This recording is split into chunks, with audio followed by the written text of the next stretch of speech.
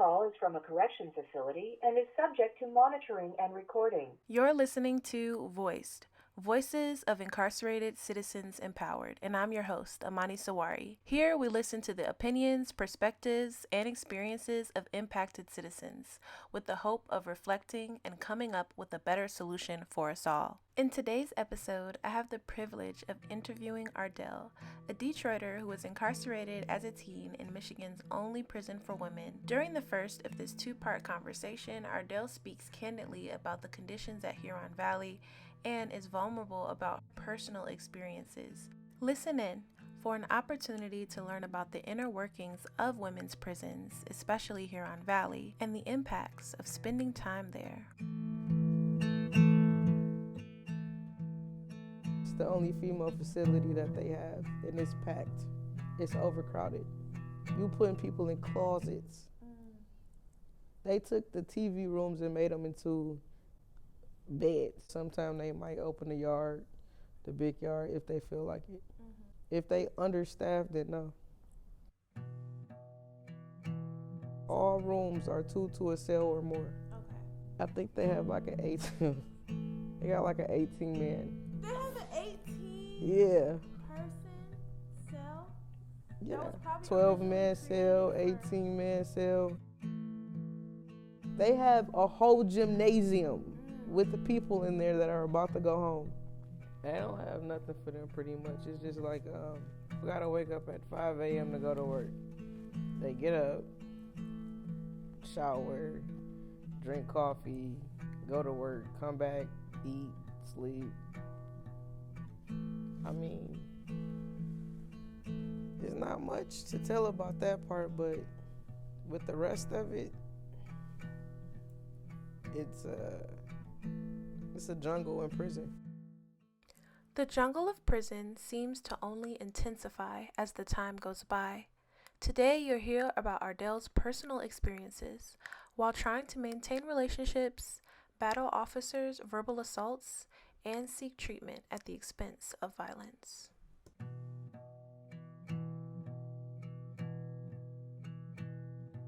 Slave work. Yeah, what type of jobs?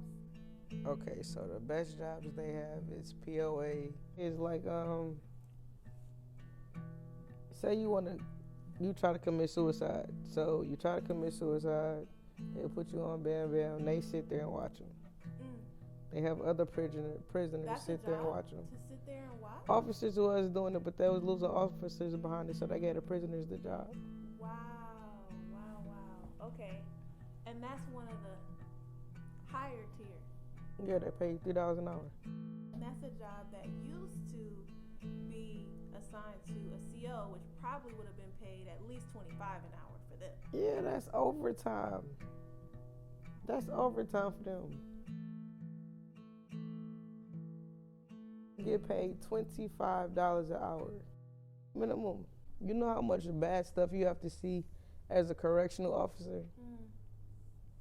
Like, you have to see people hanging themselves. You got to see people cutting themselves. They don't want to deal with that.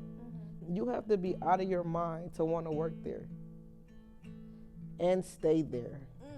They have officers coming there every 3 to 4 months to show them. 2 of them out of 9 or 20 of them will stay.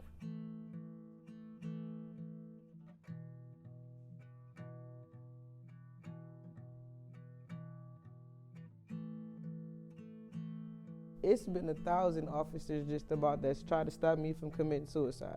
1,000 different officers. Yeah, in one way or the other. Yeah. I've cut myself, I've hung myself multiple times. I've swallowed glass. I've died on an operation table. Yeah, hospital. I had to fight to get to the hospital. The officers sit there every day at the desk and do nothing but tell you no. You can't get this. It's not funny, but it's funny because you are sitting your stupid, like, excuse my language, but you sit your stupid ass here to make a paycheck, to sit down all day. You make a round all day. Once in a blue moon, you might have a fight. Come on, man. And you making all this money, but you come to work miserable. Yeah. And you take it out on everybody else. You know how many officers I have assaulted because of that? Throughout this interview, Ardell is extremely transparent, not only about what she has witnessed while incarcerated at Michigan's sole prison for women, but she's also candid about the negative experiences she takes accountability for while reflecting on the many contributing environmental factors. Huron Valley is on a swamp. If you look it up right now, it's going to say condemned. It's not going to show up.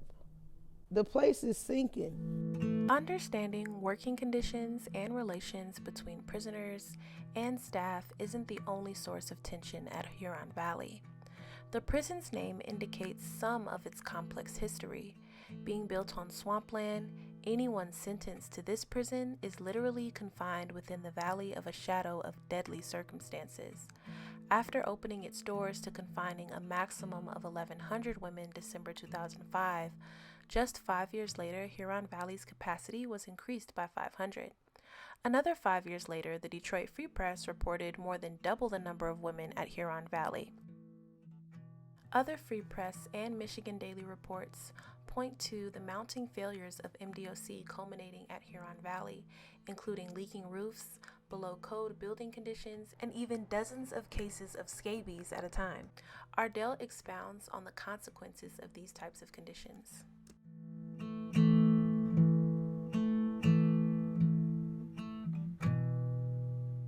Every other woman in Huron Valley has cancer, and you cannot make this up.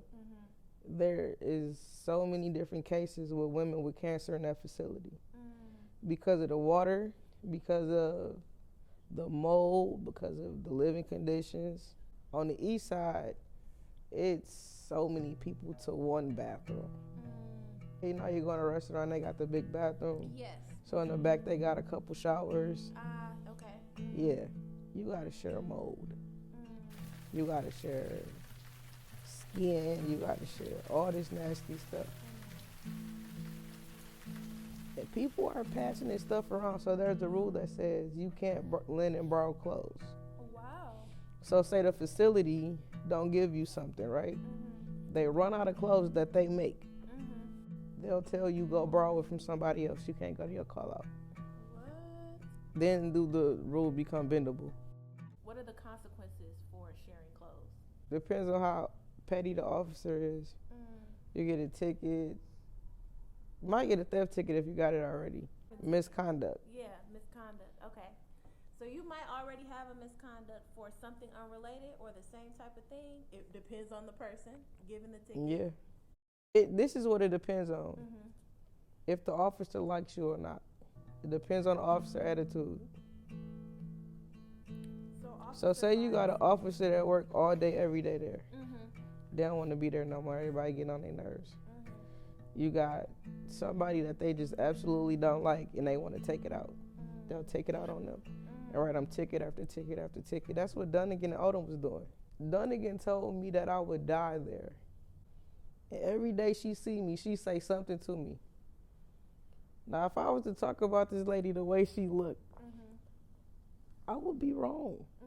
She walks on the back of her shoes. You getting all this money, you walking around on the back of your shoes. It's Miss Odom so worried about all the female prisoners there.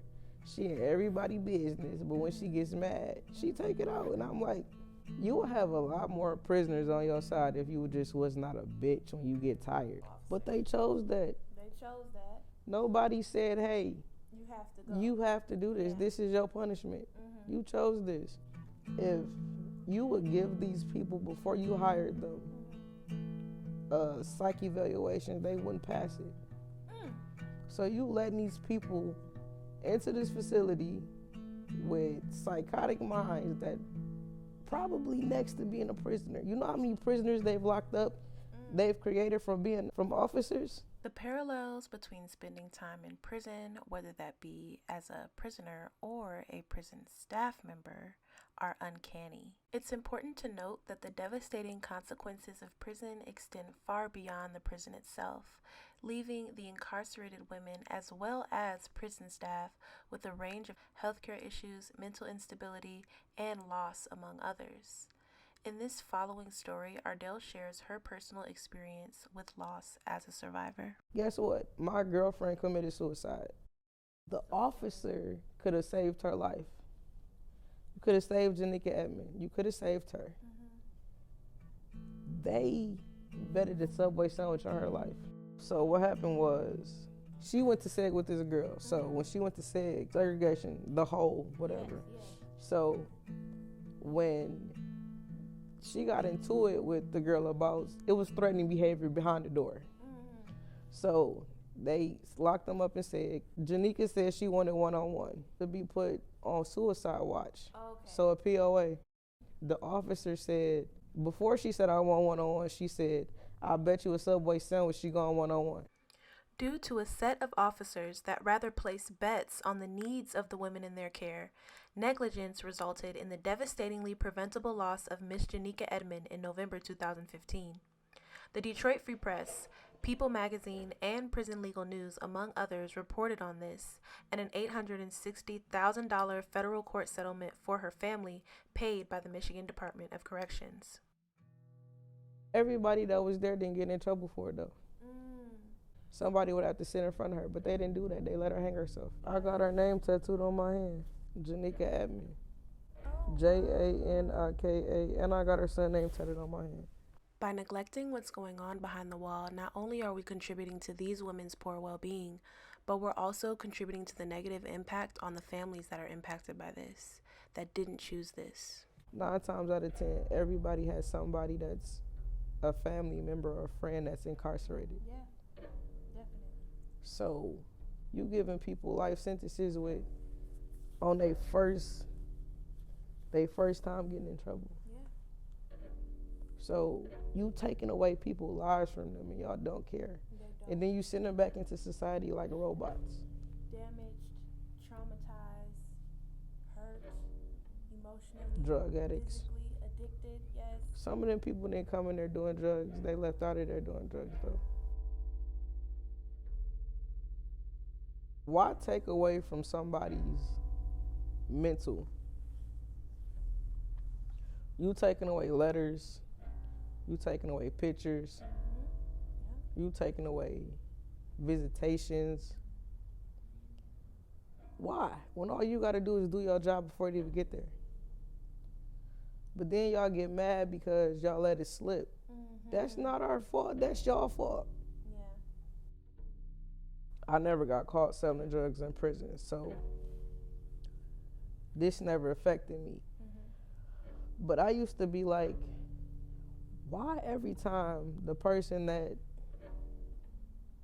you selling for, you gotta stay in SEG for? Don't that tell you that they using you? So how does I guess I call it the drug trade in prison, really work? How does it work? Yeah. It's one person that's running the whole game in there. And it's an officer. High up? Yeah. Okay. And so they're well aware of what's going on. They're just turning a blind eye because there's a monetary gain for them. I'm not gonna tell you their name, but yeah. Okay. It's the best dressed officer in there too. You can tell she got money, but how are you making this much money? When everybody around you that's doing the same job you have don't look like that. It's kind of similar to any illegal drug trade on the outside. It's kind of like the mafia. Yeah. You got the mafia, you got the Russians, You got the police. you got the police. Who got hands in who? Who got touch on who? So, yeah, it's the same thing. Yeah. Prison is just a microcosm of what's going on in larger society. This is why people have probably heard this quote. The degree of civilization in a society can be judged by entering its prisons. Though it was written in 1862. Credited to author Dostoevsky, he's also credited to have said, "A society should be judged not by how it treats its outstanding citizens, but by how it treats its criminals. And the best way to keep a prisoner from escaping is to make sure he never knows he's in prison." Understanding that the environment of a prison can only reflect the mirror of the society that it's found within, and that it's no different from what's going on out here, then we can raise the bar for how people in prison are treated.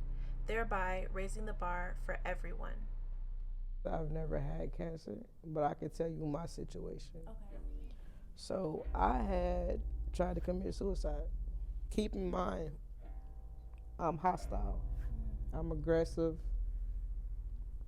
I'm an attacker. So you have me who can't swallow nothing. I couldn't even drink this smoothie. It wouldn't stay down. I couldn't eat nothing.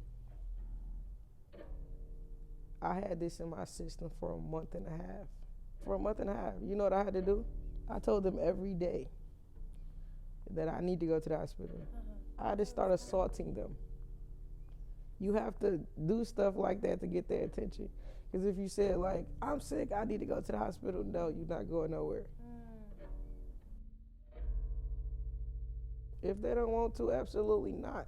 And isn't there a cost for going to the nurse? $5, yes. No matter what's going on, if you get to sit in the nurse's office, it's a $5 charge. Called a $5 copay. Okay. Don't nobody want to go over there, because what you spending $5 for them to tell you, just go back and lay down. A lot of people on the outside will argue against people in prison being able to earn at least the minimum wage. Right now, a national coalition of rights organizations, including SawariMedia, are participating in Worth Rises in the Exception campaign to change this. Misguided, many believe that everything is provided to the prisoner each day. 3 meals a day, but often those same people have never experienced or interacted with the prison system themselves, paid for phone calls, put money on the books, bought commissary, or saw the prison nurse for a medical concern. Personals cost money. Tell us what personals are. Personals are soap, deodorant, toothpaste, lotion, Tylenol, food. Anything that you're not given in the chow hall. Anything you're not given in the chow hall costs money. Anything you're not given personal-wise costs money. They give you, they're supposed to give you Energen packages. Half the time they don't have them. What's in an Energen package? A small bottle of lotion, a small bottle of deodorant, a soap that most people are allergic to. That's it. So you get a little travel size of lotion and deodorant. Yeah. And soap. That's supposed to last for how long? How often? If that package Every comes? 2 weeks. Okay. You have to shower every day. But that's And with this stuff, you probably got to shower more than once a day. And it's women, so women pH balances are thrown off easily. by the soap itself. Yeah. So hygiene products you have to buy. Yeah, if you want to smell okay. And we're talking about women, so, and hygiene. So for women that are experiencing that time of the month, do they give out or provide any tampons, pads? They're supposed to. Okay. Sometimes they be like, we ain't got none. Go get them from another unit. Okay. Call another unit. I'm not calling on another unit. It depends on their mood. I had an officer tell me to put paper towel down there. I cussed her out so bad, bro. Like, you put it down there. You use it. Because if I go in your bathroom right now, I bet you I got tissue stacked up the wall. This is a woman officer you're talking to. Yeah. Talking to another woman and telling her that she can't have what she needs. In that moment, that she needs it. How dehumanizing, how belittling. And then it's an incident I had with an officer named Miss Callington. Okay, so everybody know that how I was over my mom before I came home. So before I came home, I didn't necessarily know that my mom had died. It was just a guess. They knew. They didn't tell me because they knew I was going to tear their facility up. So when I got to her unit, I think I was in Unit 2. Miss Callington works in Unit 2. And we were in the shower. I was getting out the shower. She was spraying the shower. So because she was in a messed up mood, I stood there. Now, instead of you finishing spraying the shower and moving out the way so I can come out, You gonna keep coming down, and I'm like, so you're just not gonna move? You ain't say nothing. She's spraying the shower with some cleaning? Yeah, spraying the shower is just coming closer towards me. I'm taking the shower, I'm trying to leave out. So when this occurred, I'm like, man, you childish. And she was like, yo, mama childish. They seem to forget that I'm trying so hard to change at this point in time. Yeah. But when you say something about my mom, it's like, it's a click, it's a switch. So I told her, I'm like, you mean your dead ass nigga? It was all over the news. She got so mad because I remembered that. But then this is what I say to people. You can't say something to somebody. You can't back somebody into a corner or pick at them and then not expect the reaction that you had. Do you know this lady, she told me, fuck me. 3 days later, she got me put out the unit. If I say something back to her, then I'm wrong. Yeah, definitely. I'm a whole human being. I'm not no robot. No, I'm not a puppet. They tried up until the day I left to get me locked up to stay there. So they were aware that your out date was coming up? The whole facility knew. They knew before I knew. It was an officer, I forget her name, but she got me and this one girl, 033s with sexual misconducts. I had 3. The other girl beat her ticket, but I got mine. Okay. We're on the same ticket. She beat her ticket. So that whole thing should fall off of both. It should both go away. Right. Because it's one ticket. Right. She don't have no parole. I do. She didn't do a day of it. I did days up until the day I left. When I left, I was on sanction. Really? I went to segregation Over that? She tried to get me to stay. The officer said, we know they trying to get you to stay. Yeah. Do not put your hands on nobody. I told him, I said, I'm telling you now, if I lose my parole, someone's going to lose their life. Let me go home. I had 3 paroles taken from me. One was because of a girl I was dating. No, Lonnie had hickeys on her neck. Because she was mad at me because I didn't want to be with her, she said that I had hit her. On her neck? On her neck, on her arms. She scratched herself in the face. What? And I'm assuming they have cameras everywhere. Yeah. So they could look into... They said they watched me scratch her. When that never happened. He knew I had a parole. He knew I was trying to go home because me and her had a parole at the same time. She didn't want me to go home. So she got my parole taken. So as a result of her saying that and the officer saying that they saw it, lying. And then she got caught with somebody in the room. And she still went home. She went to seg for it and everything. She beat her ticket and went home. And you were also supposed to go home? Yeah, and I stayed. And how long ago was that? This was last year, 2 years ago. 2 years have passed from when Ardell was initially scheduled to be released from prison. In that amount of time, Ardell could have completed parole, but a misconduct given at the discretion of officers who dismissed that shared infraction for another unjustifiably delayed Ardell. Interestingly, MDOC states that the definition of misconduct is of superior authority. In addition to misconduct violations, 3 other kinds of charges are possible: accomplice, attempt, or conspiracy to commit a specific violation. This definition is uniquely crafted to function solely within the prison environment and is outlined in MDOC's Pocket Guide for Misconduct Violations, a pocketbook sized to fit handily within the uniform of an officer's shirt pocket. This guide doesn't include any de-escalation tactics, suggestions for rewarding positive behavior, or methods to respond to self-harm, just ways to further charge people in prison for a range of different behaviors.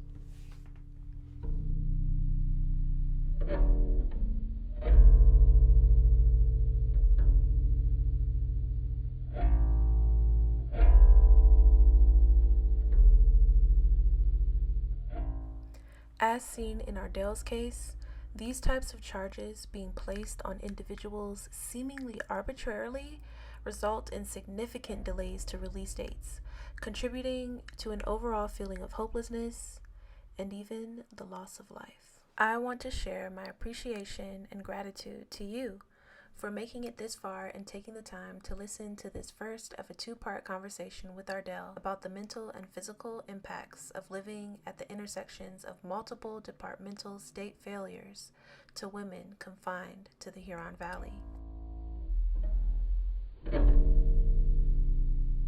Instrumentals played, composed, and recorded by myself, your host, Amani Sawari. You could have saved Janika Edmond. You could have saved her.